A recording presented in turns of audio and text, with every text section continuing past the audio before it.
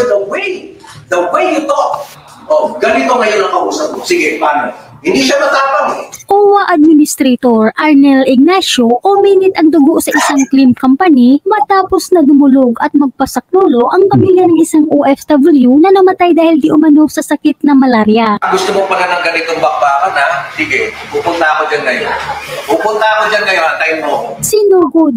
Oh, yan. Good job, Sir Arnel Ignacio, OWA Administrator.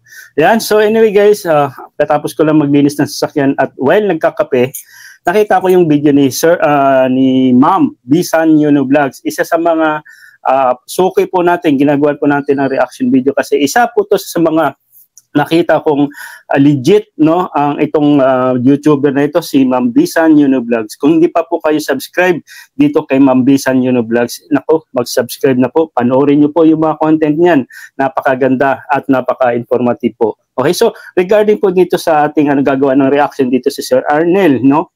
Nagulat ako, ganito pala mag-high blood si Sir Arnel, no? Nagalit ata sa agency, no? Meron kasing humingi ng tulong, tapos hindi naman tinulungan. Ngayon, lumapit kay Sir Arnel, at ito na ngayon, galit na galit si Sir Arnel. Sige, tapusin po natin yung video. Ni OWA Administrator ang pribadong company matapos marinig ang sumbong ng ina ng OFW na hindi umano sila trinato ng maayos ng kumpanyang may hawak ng claim o benepisyo ni Mark na isang seaman na pumanaw dahil sa komplikasyon dulot umano ng malaria noong August 24 ng kasalukuyan. So ano lang, bago pa lang. Kung titingnan nyo guys, August 2024, ano ba, November? 2 months mahigit lang, no? Isa tong seaman. Tama ba? Yan, si Sir Mark Aid, nasawing tripulante dahil di umano'y malaria. So nakakawa naman, batang-bata pa, no? So hindi, nasa Brazil, sakop ng Brazil. So ituloy lang po natin, nakakawa, batang-bata pa. 24 ng kasalukuyan. Sino ba naman kasi ang hindi magagalit dito mga kababayan? Bilang isang ama ng mga OFWs, nasaktan si OWA Administrator sa sinapit ng ina ng OFW dahil sa kabila ng sakit at pangungulila nito sa anak, personal pa itong pumunta sa OWA upang manghingi ng tulong. Dahil sa hindi umano nakikipag-cooperate ng maayos ang may hawak ng mga benepisyo ng kanyang anak at sa halip na sana sila ay tulungan, nagagalit pa di umano ang kumpanya sa ina ng OFW. Kaya't matapos marinig ni OWA Administrator Arnel Ignacio ang sumbong ng ina ng OWA. So dapat pag meron pong ganitong insidente, kung isa din po kayong ganito din po si sitwasyon ni nanay, lumapit na po kayo kay Sir Arnel sa OWA, no? Para at least direkta kayo matutulungan, okay? OFW, tinawagan ang kumpanya ngunit hindi ito sumagot ng maayos. Kaya't sinugod ito ni OWA admin ang pribadong kumpanya at pinagalitan. That is human relationship.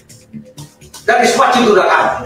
Narito ang buong eksena kung paano ipaglaban at harapin ni OWA Administrator Arnel Ignacio ang mga staff ng company na matigas pa sa bato ang puso. Pero bago tayo magpatuloy, huwag kalimutan i-like, share, subscribe at pahit na rin ang kampana for more upcoming videos. Salamat! Para kayo mga walang puso, ikaw makipag-uusap eh. Tapos pinagagalitan mo pa sa text, sa susumbong. Yung approach mo kasi ang may diferensya. Ang tono mo. Ayun, so kung ngayon po yung approach o text ng claim agency na ba ito, dapat hindi ganun. Kasi imagine mo, namatayin ka ng anak tapos ganun ba yung trato mo doon sa client nyo? Hindi po dapat ganun, mga babae pa naman. Hindi pa OFW, important is human relationship. It's what you do na. Pero the way you talk, ganito ngayon ang kausap mo. Sige, paano? Hindi siya matapang eh. Dapat naiintindihan nyo yan, taong hinahandle nyo. At yung mga problema nila, problema hindi nyo gusto yung mangyari sa inyo. Mo ito, yung anak na tinamaan ng malaria, nadala sa ospital, patay. Sige nga, don't you think na tayo dapat, sige na, kami na, pahala, yung kulang mo, sige, tutulungan ka namin. You should sound that way. Sa tindi ng galit ni OWA admin, humingi ng kapatawaran ng staff ng kumpanya sa pamilya at nangakong gagawin ang lahat para maibigay ang mga benepisyo sa pamilya ng OFW na naulila.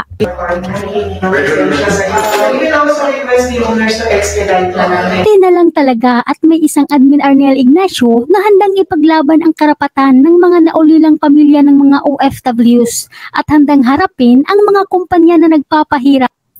up sa mga OFWs at sa kanilang mga pamilya. Ayan, so thank you, Bisan Vlog.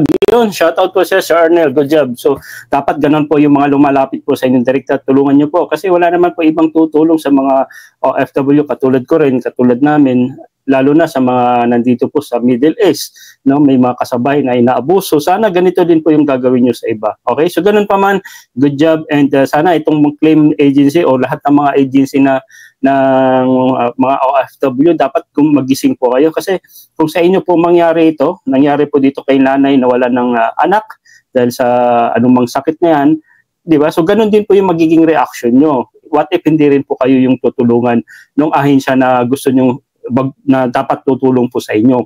Okay, so yun lang. Share this video guys. Kung hindi pa po kayo nakasubscribe, subscribe na po kayo sa ating YouTube channel kasi marami pa tayong gagawa ng reaction video. Isa din po to si Ma'am Bisan Yuno Vlogs. Okay, so God bless and bye.